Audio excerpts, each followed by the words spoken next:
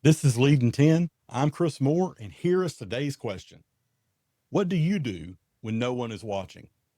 We love to talk about big goals and bold leadership moves, but the truth is, it's the small decisions that we make, often in private, that say more about our leadership than the big ones that we make in public. Character isn't tested in the spotlight, it's tested in the shadows, off the main stage.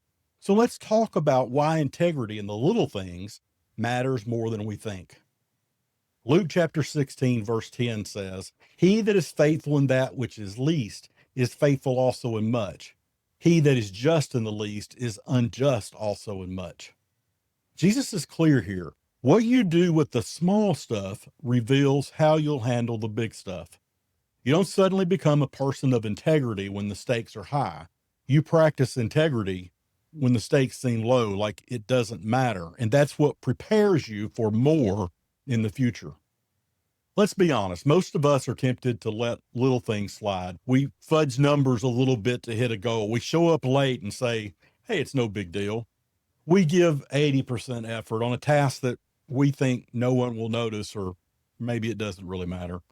We will maybe try and bend the truth a little bit about things that are uncomfortable. It's easy to justify these things. After all, it's just small, right? But here's what Jesus is pointing out. Small compromises create cracks in the foundation. And when the pressure hits, that's when things get exposed. You don't rise to the level of ambition. You rise to the level of character. And character is built one small choice at a time.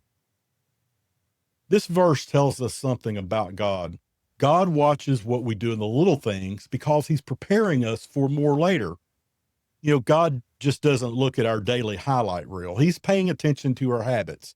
He's not the Instagram post and the Facebook post he's watching. He's interested in where you want to go. He's not just interested in where you want to go. He's shaping who you are along the way. Throughout Scripture, we see this pattern. Joseph was faithful in prison before he became the leader of a nation.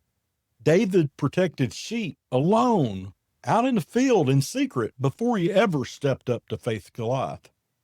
Jesus himself spent 30 quiet years honoring his earthly family, preparing himself before he stepped into public ministry, because God's promotion comes through preparation. And preparation always includes those small, often unseen acts of integrity. So how do we apply this to our leadership today? Well, let's take two quick and practical steps. First, take those small responsibilities seriously.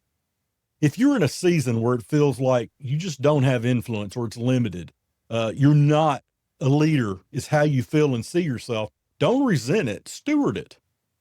Whether it's managing a few people, leading a meeting, or simply somebody has given you an administrative task to do it with excellence.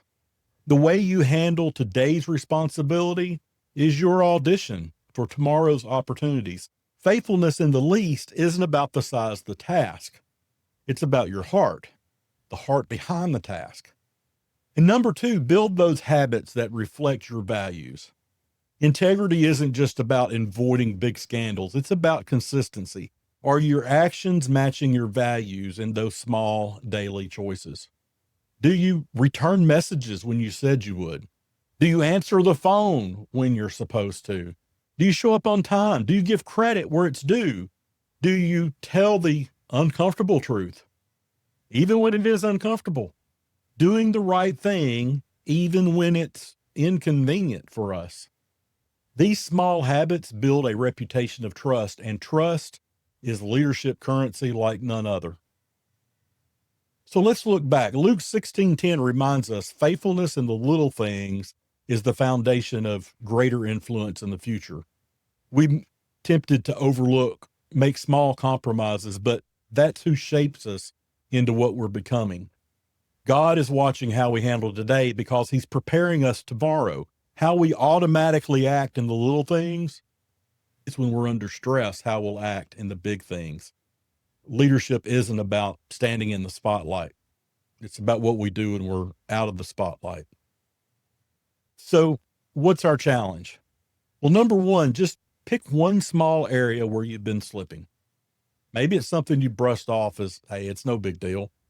Then let's start doing the right thing consistently in that area. Write it down, name it, and be intentional about how you're going to change it. Because how you lead in private is how you're going to lead in public.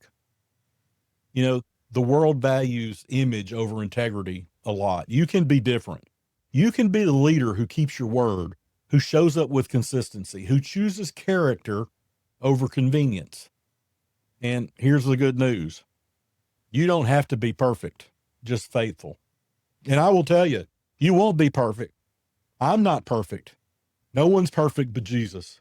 Never has been, never will be. But what we can do is start small and stay steady. God sees it, and he will honor it because he says so. So thank you for joining me today on Lead in 10. If this encouraged you, please share it with someone else who is committed to walking in integrity. Until next time, lead with that integrity, live with purpose, and remember, the little things, they're never really little.